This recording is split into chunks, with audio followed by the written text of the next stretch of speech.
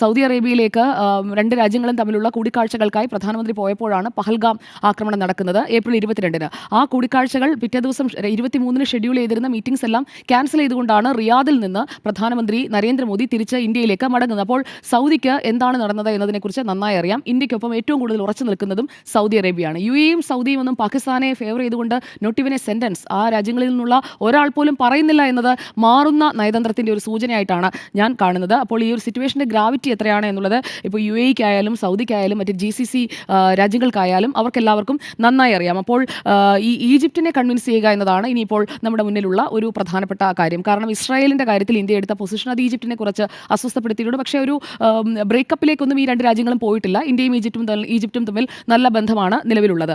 പിന്നെ Africa and west countries അതെല്ലാം favourable ആയിട്ടുള്ളൊരു സ്റ്റാൻഡാണ് ഇന്ത്യയോട് എടുക്കുന്നത്. ആ ടൈസ് എല്ലാം വളരെ സ്ട്രോങ് ആണ്.